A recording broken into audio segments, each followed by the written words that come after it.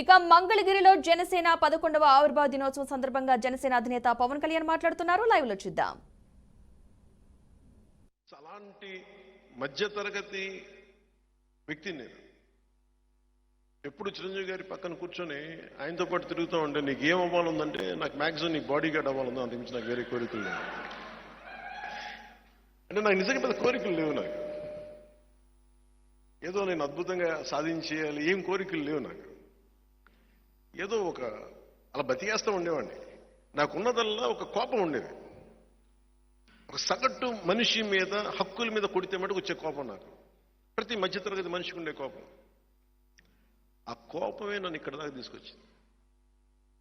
చాలా దీర్ఘ క్రోధి అంటాను చూసా, అది మంచిగానే నేను చెప్తున్నాను. అంటే ఒక కోపాన్ని దాచుకుంటే జలసాలో ఒక డైలాగ్ ఉంది, ఒక్కడికి వస్తే కోపం, అది సమూహానికి వస్తే విప్లవం అవుతాయి.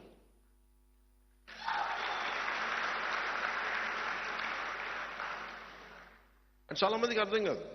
ఈ రోజున మనం మాట్లాడుతూ ఉంటే ఎందుకు మీతోనే మాట్లాడాలి, ఎందుకు ప్రత్యేకించి సోషల్ మీడియాలో ప్రభావితం చేసే శక్తియుక్తులున్న మీరు శతజ్ఞి అనగానే అందరూ ఏమనుకుంటారంటే కూర్చోబెట్టి ఒక 10 మంది నా ఎంప్లాయీస్ అనుకుంటున్నారు. శతజ్ఞి అంటే జన సైనికులు, ప్రతి ఒక్కడు, ప్రతి వీర మహిళ, అన్యాయం కోసం తిరగబడ్డ ప్రతి ఒక్కడు శతజ్ఞిలా పేలుతాడు. వైసీపీ వాళ్ళు వచ్చి 5 మంది ఉంటున్న 10 మంది ఉంటున్న అపార్ట్మెంట్లో దాడి చేస్తే నువ్వు ప్రతి ఊరు ప్రతి వాడవాడ నువ్వు వెళ్ళాలి. శతజ్ఞి అనేది ఒక అపార్ట్మెంట్లో ఉండే శతజ్ఞి కాదు. అది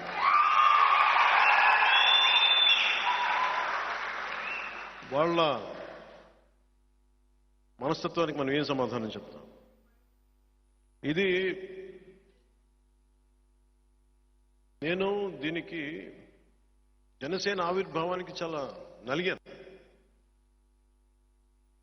పార్టీ పెట్టాలా లేదా అంటే దానికి ముందు మీకు అంటే నేను పంచుకోవాల్సింది, కామన్ మెన్ ప్రొటెక్షన్ ఫోర్స్ అని ఒక సంస్థ పెట్టాను. That is origin point of Janasena. Janasena ఆవిర్భావానికి మూలం కామన్ మెన్ ప్రొటెక్షన్ ఫోర్స్. అది ఏ పరిస్థితుల్లో పెట్టాల్సి వచ్చింది అంటే, సగటు మనిషికి ఆడి కులం ఉండదు, మతం ఉండదు. సగటు మధ్యతరగతి మనిషికి వాడు కట్టుబాట్లను పాటిస్తాడు, చట్టాలకి అతీతంగా వెళ్ళడు, చట్టాలకి లోబడే బతుకుతాడు, భయపడతాడు. పోలీసులు అంటే, లా అంటే భయపడతాడు, చట్టాలంటే భయపడతాడు. కానీ అలాగే పెరిగాను నేను కూడా. ఒకసారి నా కష్టాలు ఎలా ఉన్నాయంటే, నేను తెచ్చిపెట్టుకున్న కష్టాలు కాదు అవి. నా కష్టాలు లేవు. నిజంగా చెప్పాలంటే నేను అరువు తెచ్చుకున్న కష్టాలు నాయన్ని.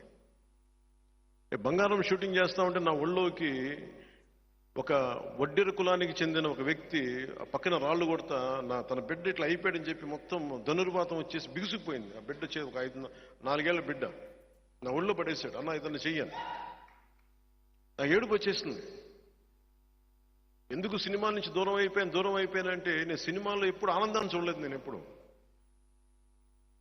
సినిమాలోకి ఎందుకు వచ్చానంటే, నేను బద్ధకస్తుని కాదని చెప్పడానికి వచ్చాను మా అన్నయ్యకి. నాకు నిజం కోరికలు లేవు. నాకు మా అన్నయ్య ఏమనుకుంటారు, వీడు తప్పించుకుని తిరుగుతున్నాడు పని పాట లేక. మా అన్నయ్య ఒకటే మాట అన్నాడు, నీకు చిరంజీవి నీ తమ్ముడు కాకపోతే నువ్వు ఇలాగే ఉంటావురా అని అడిగాడు.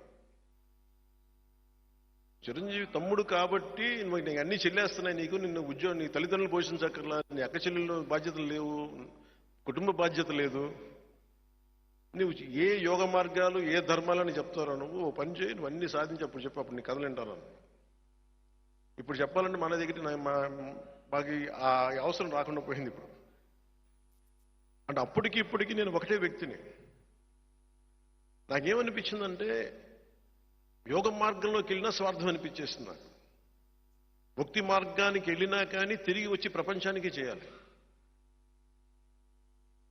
దాంట్లో భాగంగా సినిమాల్లోకి వచ్చా. సినిమాల్లో ఇప్పుడు మీరు చూసిన పాటలు కానీ ఇవన్నీ కానీ నా లోపల దహించుకుపోతుంది. నా వేదనది. పుస్తకాల్లో, చరిత్ర పుస్తకాల్లో మనకి నీతులు అన్ని చెప్తారు, ఒక్కొక్క నాయకుడు ఎంత గొప్పడో చెప్తాడు, చట్టాలు ఎంత గొప్ప చెప్తాడు. ఒకటి పాటించేవాడు నాకు కనిపించను. ఒకసారి ప్రతిదానికి నేను ఒక చిన్నపాటి పెన్షన్ కావాలన్నా నేను చెప్పి లంచం ఇవ్వాలి. సగటు మనిషికి ఉండే కోపాలు అన్నీ పెట్టుకుని సినిమాల్లో చూపిస్తే నా లోపల తృష్ణ తీరుద్ది అనుకున్నాను. సినిమాలు హిట్లు అవుతున్నాయి కానీ నేను అనుకుంటున్న నాకు లోపల శాంతి రాలన్నాక. కానీ నేనేం చేశానంటే ఒక 3-4 సినిమాలు చేసి నేను మా అన్నయ్యకి ఒకటే చెప్పదలుచుకున్నాను. ఆ రోజున నేను బద్దకొస్తుండే కాదు, ఖుషి తర్వాత ఇంకో 3-4 సినిమాలు చేసి 5 సినిమాలు చేసి సినిమాల నుంచి వెళ్ళిపోయి ఏదైనా ఒక ఆశ్రమంలో బతుకుదాం నా కోరిక, అంతమించి వేరే కోరిక లేదు. భగవంతుడు తప్ప అన్ని ఇచ్చాడు నాకు. నేను కోరుకుంది ఇవ్వలేదు. నాకు అలాంటి సమయంలో 2006లో అంటే నేను కంసుడు అష్టమ గర్భంలో కృష్ణుడు పుడతాడు, వాడి వల్ల నీకు ప్రాణగండం ఉంటుంది అని చెప్పి పుట్టిన ప్రతి బిడ్డను చంపేస్తారు, ప్రీఎంప్టివ్ స్ట్రైక్ చేస్తాడు. అట్లాగా ఒక కుటుంబంలోంచి ఒక వ్యక్తి రాజకీయాల్లోకి వస్తే మాకు ఇబ్బందులు ఉంటాయి, మాకు పుట్టగతులు ఉన్నవేమో అన్న ఒక భయంతో 2006లో నాకే తెలియజేశారు, ఒకవేళ మీ అన్నయ్య గారు పాలిటిక్స్కి వస్తే మీ కుటుంబాన్ని ఇలా దాడులు చేస్తారు, మీ ఇంట్లో బిడ్డల్ని ఇలా ఇబ్బంది పెడతారు. నాకు తీసుకొచ్చారు. నేను అన్నాను, ఆయన పాలిటిక్స్ రాలేదు కదా, వచ్చిన రోజున చూసుకోండి అన్న, నిన్ను కూడా ఇబ్బంది పెడతారంటే నా బతుకు బజార్ అయింది, పర్లేదు, మీరు ఏదైనా చేసుకుని చేసుకోండి. ఎందుకంటే సినిమాల్లోకి మన గాజువాక సభలో కూడా చెప్పాను, ఎప్పుడైతే జగదాంబ బస్ స్టాండ్లో మా డాన్స్ చేయించారు ఆ రోజు నేను చచ్చిపోయాను. ఆ రోజు నాలో ఉన్న ఆ సిగ్గు మొత్తం చచ్చిపోయింది ఆ రోజు. ఇప్పుడు అందుకే నన్ను ఎవరు తిడతారో నాకేముండదు, ఆ రోజు చచ్చిపోయింది. వీళ్ళు తిడితే నాకెంత. సో నాకు అంటే నిజంగా 2006లో అలా చెప్పి వాళ్ళందరూ కూడా ఇప్పుడు పదవుల్లో ఉన్నారు. వాళ్ళందరూ ఆ మెసేజ్ తీసుకొచ్చిన నిజంగా చేస్తారా అనుకున్నా. ఆ రోజు నుంచి 2008 సమయంలో సంఘటనలు జరిగిపోయినాయి. నేను అందరికీ మొత్తుకుంటూ వచ్చాను, ఎదర్ పాలిటిక్స్ చేద్దాం లేదా వద్దు. బట్ కానీ మనుషులు ఇంత క్రూరంగా ఉంటారా? అధికారంలో ఉన్నవాళ్ళు, ఆ రోజు అధికారంలో ఉన్నవాళ్ళు చేసిన దెబ్బ గాయపరిచేస్తుంది. అంటే దేనికని చూస్తే ఒక సమూహాన్ని ప్రభావితం చేసే ఒక వ్యక్తి రాజకీయాల్లోకి వస్తే మాకు పుట్టగతులు ఉండవని అనే భావనతో పుట్టక ముందే చంపే పరిస్థితిని తీసుకొచ్చారు.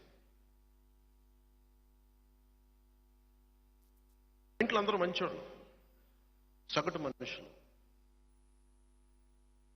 కొట్టిన దెబ్బ నేను తట్టుకోలేకపోయాను. నేను చూసే వాళ్ళకి నేను చాలా ఆవేశపరులా కనిపిస్తాను. అనాలోచితంగా చేశానేమో అనిపిస్తామో అలా కొన్ని సమయాల్లో. ఏమీ కోరుకోను, నాకేముండదు కోరిక. అలాంటి సమయంలో నేను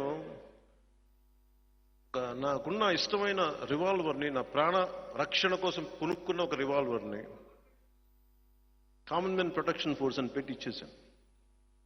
దేనికి ఇచ్చానంటే ఈ రోజు నుంచి నాకు ప్రాణ రక్షణ అవసరం లేదు, బతికిన ప్రతిరోజు బతికినట్టే అంతే. కానీ వాళ్ళు వ్యక్తుల సమూహం నాకు అనవసరం. ఒక వ్యక్తి, ఒక పార్టీయా, ఒక కుటుంబమా, ఒక వర్గమా నాకు అనవసరం. ఒక సగటు మనిషి మీద కొట్టిన దెబ్బ. నాలాంటి వాళ్ళు చాలా చోట్ల ఉంటారు అని చెప్పి కామన్ మెన్ ప్రొటెక్షన్ ఫోర్స్ పెట్టి ఆ రోజు నాకు